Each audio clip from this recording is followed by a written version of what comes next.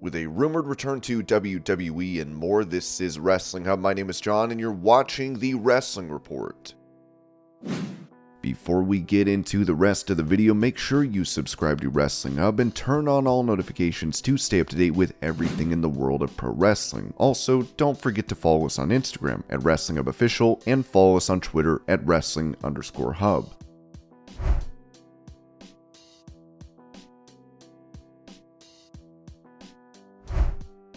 Talking about his game plan for beating Roman Reigns at WrestleMania, Cody Rhodes told BBC Sounds, "I think one of the sobering things about Roman Reigns is sometimes real life happens, right? You see it in sports all the time. Sometimes the better story is defeated by the better competitor. And I think I have to come into this not sweating the individual that is Roman Reigns, the god-tier superstar. I think I have to come into this and I can't just ride the emotions of Dusty Sun, the title he never got. I can't ride those emotions. I have to just be the literal best bell to bell.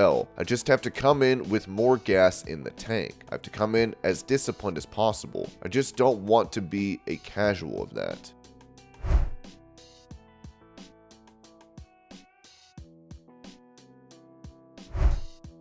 When it comes to WWE and AEW working with New Japan, the story starts with Bryan Danielson, as was noted in the Wrestling Observer newsletter. Well, given this is a story that I know better than most and actually reported first, Khan did know about the story and publicly responded to it after I reported it first. The story actually dated back to Bryan Danielson. Danielson at the time wanted to work for New Japan Pro Wrestling, whether he was in WWE and AEW. Others in WWE had at least talked about it because at the time New Japan was hot, with many of the best wrestlers in the world and a highly appreciative fan base. It's funny now because Danielson is 18 months into his contract and still hasn't gone to Japan, partially because he's been getting to do the type of matches he likes in AEW and hasn't wanted to go to Japan until cheering and booing was back, which just happened. When he told WWE, whether it was Vince McMahon or Nick Khan, it did result in Nick Khan opening communications with New Japan. While others denied it, Tony Khan found out, and I also found out, that the entry was for WWE to be the exclusive American talent source for New Japan, which would end relationships with AEW and Impact. A key in Danielson not making a decision for months was to wait until that story played out, because if he left WWE for AEW, with working Japan being a key part of the decision, and then found himself once again locked out of Japan, the decision of him going to AEW could and probably would have played out differently. When it was clear that Tony Khan would have the New Japan deal and not Nick Khan, Danielson went with Tony Khan. Obviously, it wasn't the only reason, and there were many reasons,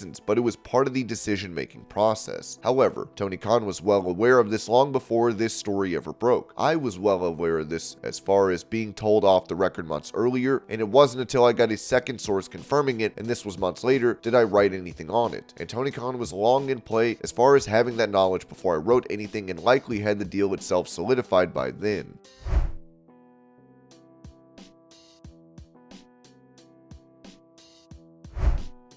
Paying tribute to the late great Jerry Jarrett, The Rock posted this video to Instagram. Here's the clip. Hey, so this is not a post that I enjoy doing, but it's certainly an appropriate post, and it's definitely a respectful post. In the world, the wild world of pro wrestling, the world that I love, we lost a legend this week, and the name of that legend is Jerry Jarrett. And while most of you may not be familiar with that name, you may recognize the last name Jarrett. Jerry Jarrett's son, Jeff Jarrett, WWE legend, good buddy of mine.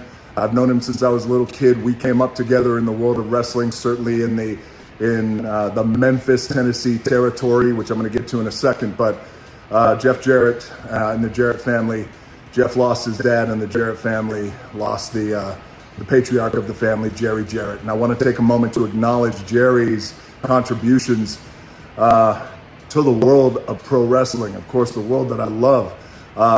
And for those, many of you who don't know, before wrestling became the global sensation that it is today, dominated by the WWE, before it became a publicly traded company, across the country were little territories, smaller territories where regional territories where wrestlers would wrestle for maybe a year and a half, and when their run was done, they packed their stuff and they drove on down the road. Literally, we would pack the back of our cars and we'd drive on down the road to the next territory. So I lived on the road the majority of my childhood, and one of the territories that we went to when I was a kid was Memphis wrestling. And Memphis Wrestling, at one time, and this is not hyperbole, at one time in the 70s, the early 80s and the mid 80s, and I think even creeping up into the late 80s, was the hottest wrestling territory in the country. It was on fire. At the Mid-South Coliseum, and every Saturday morning, 10 a.m., Channel 5 Wrestling, wrestlers would wrestle there in the studio. And Jerry Jarrett was the maestro of that. He created and built and fostered this incredible wrestling territory. And I got to tell you, as a fan and a lover of the world of pro wrestling, Memphis Wrestling in the late 70s, early 80s had such a strong influence on my career, how I worked the microphone, how I worked in my matches, the storytelling that I would put in my matches, how I decided that I wanted to become a ring general. There was so much of Memphis Wrestling that influenced my style, and that was all because of Jerry Jarrett. And I also want to acknowledge Jerry Jarrett. There was my father, my dad, the soul man, Rocky Johnson. He wrestled for Jerry Jarrett. And Jerry Lawler, who owned a piece of that company back then in the late 70s. And then my dad went back to wrestle for Jerry Jarrett in 1986-87 when we were evicted off the island of Hawaii. We couldn't pay the rent, and my dad was having a real hard time finding a job, and Jerry Jarrett gave him a job. I'll never forget that. I always appreciate it. I just want to publicly acknowledge that about Jerry at a time when we really needed it. I appreciate that so much. And then years later, this punk kid came in when I had $7 in my pocket, the infamous $7. I didn't have a job either, but I had a passion for pro wrestling. I thought I had something to offer. And Jerry Jarrett gave me a job in 1996, and I'll never forget it. So thank you, Jerry. Thank you, Jerry. And to Jeff Jarrett, my buddy, and his wife, Karen, and the entire Jarrett family, I'm so sorry for your loss. Stay strong. I'm sending you guys all the love and light and the mana and the strength during this time. I've been there, and I know the pain of what it's like to lose a dad. So I want to try and end this on an uptick, on a positive note, to the Jarrett family and to all the world of pro wrestling, and to the world at large. What a life that man lived. What contributions, but what a life. What an impact. What a life that man lived, and what a life we all have to celebrate. All right, Jarrett family, Jeff and everybody, stay strong. Love you guys. And right now, Jerry and the Soul Man are up there looking down. All right, you guys stay strong.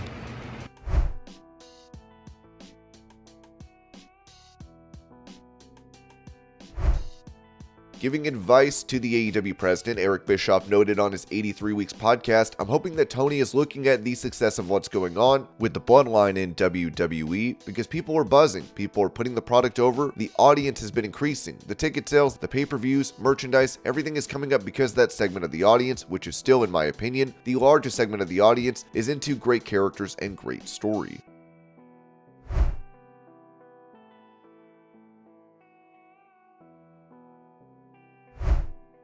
Recalling a conversation he had with Vince McMahon during his time in WWE, Malakai Black told Hardcore Music Podcast, "I had a whole talk with Vince. This was in the COVID era. To make a very long story short, Vince was like, 'We got to do something with you.' And I was like, 'Yeah, no sh.' We had a 45-minute conversation. It was kind of unheard of because Vince usually didn't talk to people longer than 5 or 10 minutes. He really took the time."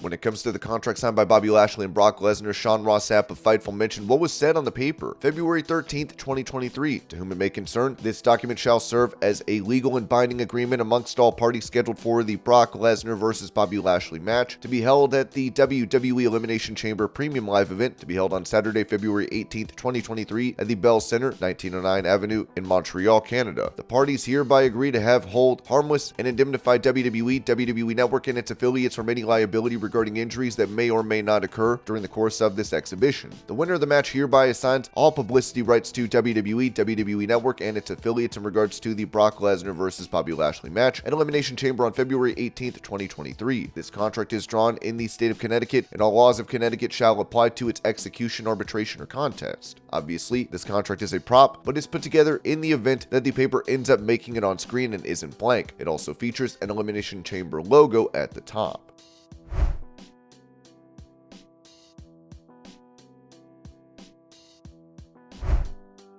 As Matt Riddle has been off WWE programming for some time now, this could be a sign of policy change, with the Wrestling Observer newsletter saying Riddle has now been gone more than 60 days, which would be the suspension for a second drug test failure. He wasn't gone 30 days for the first one, but was gone close to 30 days. His injury angle was December 5th, and they said he'd be gone for 6 weeks, but we're coming up on 11 weeks, and on February 3rd, he'd have been eligible to return. His name is never mentioned, although when guys are out like that, they usually don't mention them so the return can be a surprise. It does mean the policy has changed, because the company did not announce the suspension, nor did they announce the alleged first one.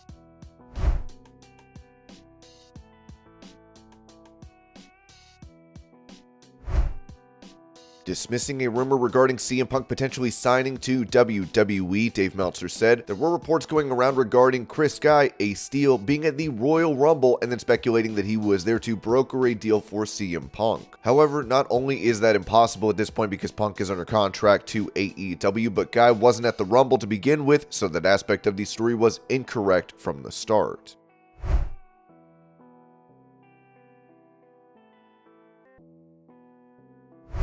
Also, for the Wrestling Observer, Dave Meltzer commented on former New Japan star Jay White, saying it is not clear what is next for White, although one would suspect WWE or AEW would be his next destination, because nothing else would make sense. Those in WWE who would normally know of major acquisitions during Mania season didn't know about this one and only said that there was a much bigger major free agent in play right now that was internally the priority.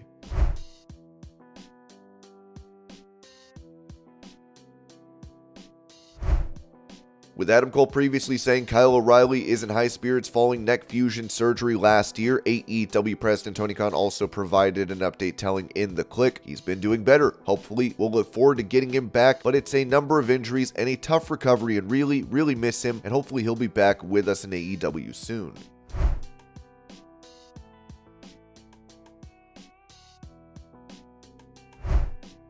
It was previously mentioned by a bootmaker for WWE that Randy Orton had contacted them regarding a comeback. As the Wrestling Observer said, there is a story going around that Orton has contacted his bootmaker for new wrestling boots, which means he's looking at returning. As noted last week in photos, he physically looked like he had been training heavily.